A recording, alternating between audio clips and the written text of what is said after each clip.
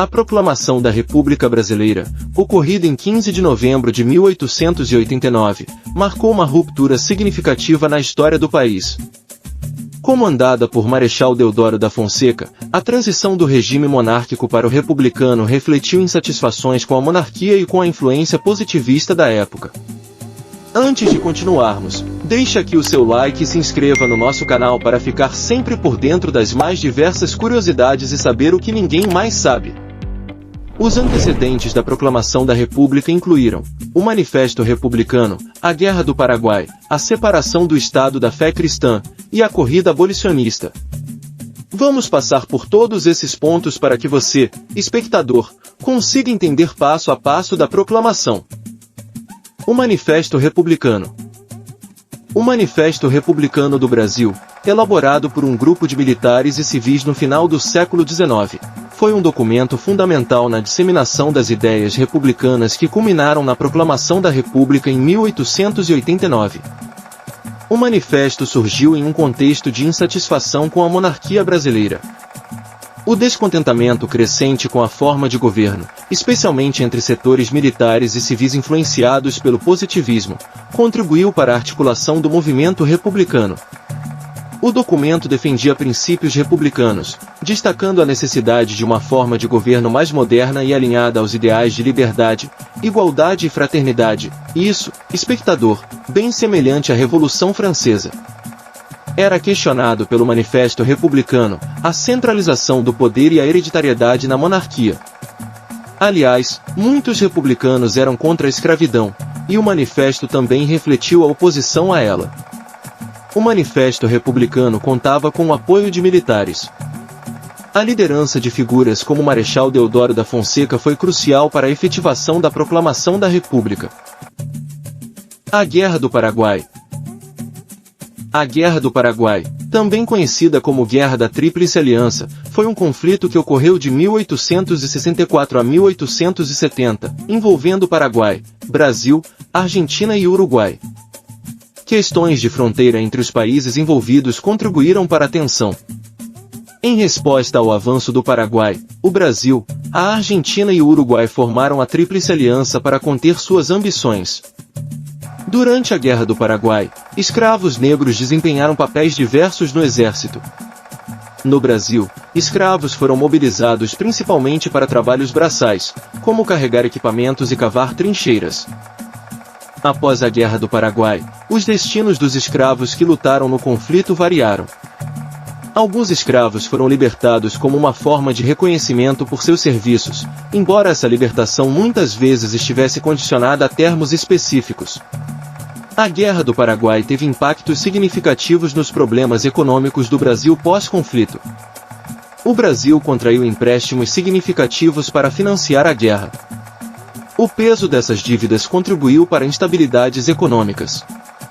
Além disso, houve aumento da emissão de papel-moeda para financiar a guerra, causando inflação. Para colaborar com as dificuldades econômicas, muitos homens que normalmente estariam envolvidos na agricultura foram recrutados para o exército, resultando na redução da produção agrícola e impactando o setor alimentício.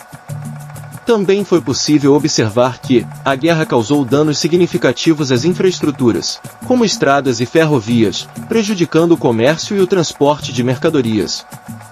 Todos esses fatores combinados criaram um ambiente desafiador para a recuperação econômica, mas mesmo assim Dom Pedro II se mantinha firme nos seus projetos para a recuperação do país. O Estado laico.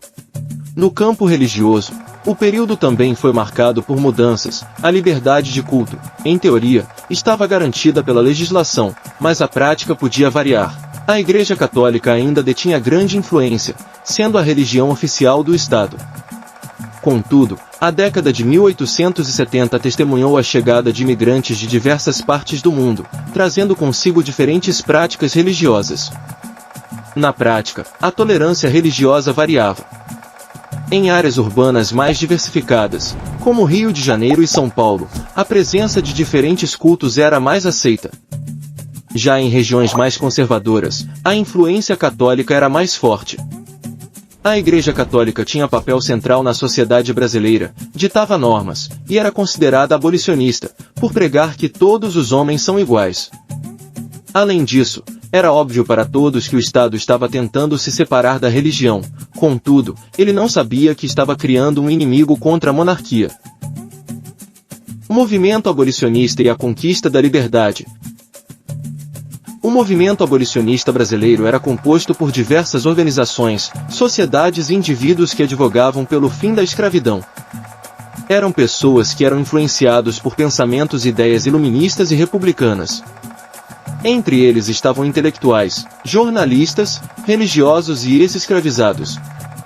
Alguns exemplos marcantes são José Bonifácio. José Bonifácio desempenhou um papel crucial no processo que levou à independência do Brasil.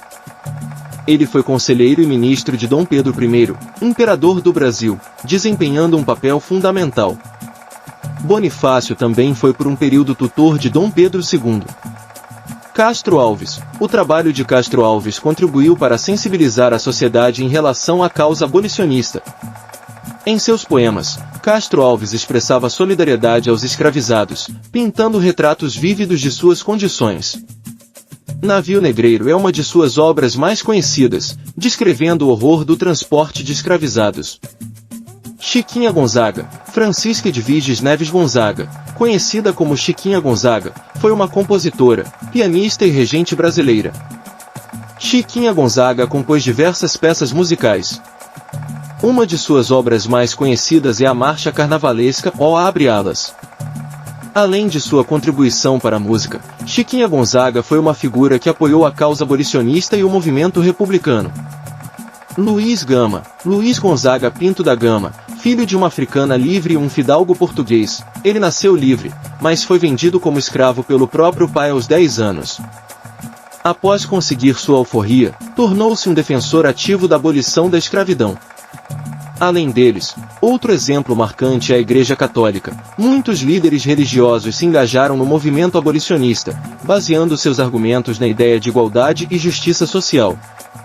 Alguns religiosos, como os padres Antônio Vieira e Joaquim Nabuco, foram figuras proeminentes nesse contexto.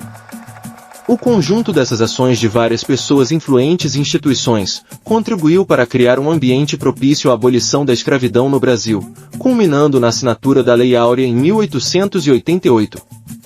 A Lei Áurea foi uma legislação histórica que marcou o fim oficial da escravidão no Brasil. Ela foi assinada pela Princesa Isabel, que estava como regente do Brasil. A Lei Áurea foi um dos fatores que contribuíram para o declínio da monarquia.